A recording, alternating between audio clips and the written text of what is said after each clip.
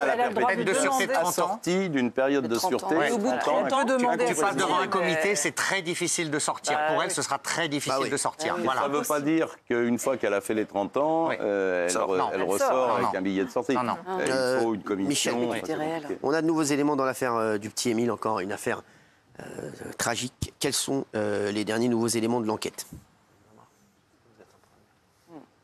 Quels sont les derniers éléments de l'enquête? Alors, on va de rebondissement en rebondissement. Oui.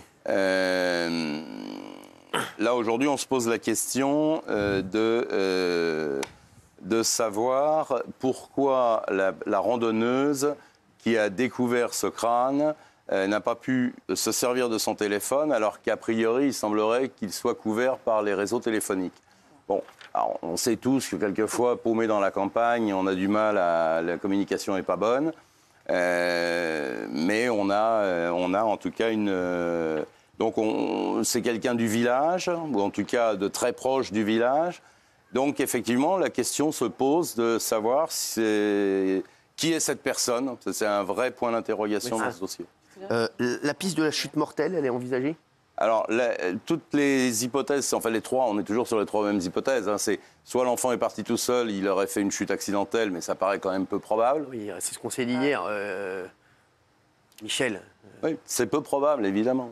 L'enfant, il aurait fait combien de kilomètres? 2 km et demi. C'est à 25 minutes de marche pour un Ça me paraît impossible. Oui, c'est impossible. Mais je pense que le procureur, dans sa conférence de presse, il a ratissé large pour ne pas éveiller éventuellement les soupçons qu'il peut avoir, parce que je pense qu'ils ont quand même une petite idée maintenant des choses. Et donc, ils disent en gros, voilà, on a trois possibilités, alors qu'à mon avis, dans leur tête, ils ont un axe d'enquête. Oui, parce que le procureur, il donne plein d'éléments, mais il ne parle pas du tout, et ça on en est sûr avec Michel, c'est volontaire, du pourquoi. Pourquoi le petit Émile serait parti, s'il est parti seul, vers cet endroit isolé? Qu'est-ce qui s'est passé avant qui a fait que ce petit part d'un coup comme ça, sur un chemin très escarpé, même si on savait qu'il avait sa cabane qu'il aimait bien? Mais là, c'est pas dans ce sens-là. Exactement, c'est pas dans ce sens-là. Pourquoi est-ce qu'il part dans une direction comme ça? Pourquoi est-ce qu'il ne s'arrête jamais? Pourquoi est-ce qu'on le retrouve là? Voilà. Donc ça, c'est absolument pas encore défini par les enquêteurs qui cherchent. Ce qui est maintenant très important, c'est qu'on a retrouvé les chaussures qu'il portait. Alors elles étaient dans la rivière, effectivement, mais on les a retrouvées. Et il y a de la terre en dessous. Et cette terre, elle va être analysée pour voir si c'est la même terre que l'endroit où on a retrouvé le crâne, ou bien si c'est d'autres particules de terre. Donc là, on est vraiment c'est la phase scientifique de l'enquête. Le crâne, on l'a vu hier, n'apportera pas les causes de la mort. En tout cas, c'est pas avec le crâne qu'on saura de quoi est mort cet enfant.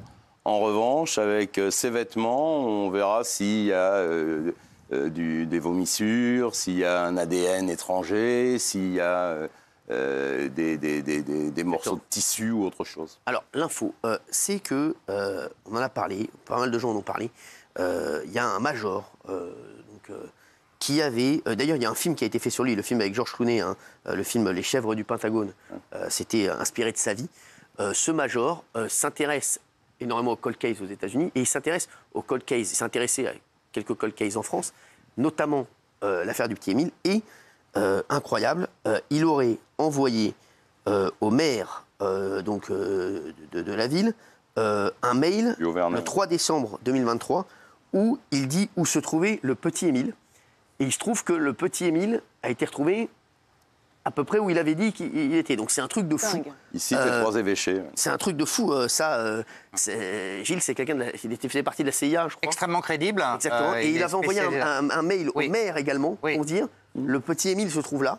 C'est juste incroyable. Et visiblement aux enquêteurs aussi. Exactement. Ça fait partie et même à nous, il nous avait envoyé le mail à nous également. Sachez-le. Ah oui? Oui. Okay. Voilà. Et je vous dis, c'est incroyable. Et alors, il avait envoyé ça à la presse britannique après, au Sun, qui est un tabloïd. Donc, on s'est dit, est-ce que c'est vrai? Et toute la presse britannique sérieuse, notamment The Independent, qui est un grand journal aujourd'hui, reprend en disant, mais c'est incroyable. Parce que c'est vrai que c'est extrêmement près. Il localise et il dit, il y a une urgence. Exactement. Écoutez-moi, il y a une urgence. C'est fou. Je sens quelque chose. Attention, c'est pas un voyant au sens médiumnique du terme. C'est un chercheur. Et grâce à des recherches, Aux États-Unis, c'est beaucoup plus développé qu'en France. C'est Edward Arthur Dams. Voilà, il estime qu'il est capable de voir où était le petit Émile. Et Exactement. cette urgence n'a pas été prise en considération en France. Fou. C'est Et il incroyable. avait envoyé un mail au maire du Haut-Vernay, Oui, qui n'a pas pris en compte ce qu'il a dit. Non, alors il y a eu 1700 signalements. D'ailleurs, le colonel de gendarmerie en a parlé lors de la conférence de presse. Et parmi ces 1700, il y en a sans doute qui n'ont pas été aussi bien explorés, exploités qu'ils auraient dû ou pu l'être. Voilà. C'est fou cette histoire parce que. Oui, c'est fou. et- A posteriori, c'est incroyable. Alors, Michel, c'est incroyable parce qu'il. Pourquoi ça n'a pas été pris au sérieux, cette histoire? Gilles vient de le dire, 1700 et quelques signalements. Ouais, mais là, c'est un mec quand même, c'est un mec. Alors c'est un mec, c'est un américain. Gilles dit qu'il n'est pas voyant, mais enfin bon, si, il est voyant, c'est un médium. Aussi, ouais, c'est aussi un. Et les chercheurs. En fait, la CIA lui demandait des services pour parfois parce qu'il a Ouais. Vision des flashs. Oui, sur mais des c'est cold cases, etc. un médium. Il a résolu de nombreuses affaires aussi. Je suis d'accord Oui, avec toi, un Michel. médium. Oui.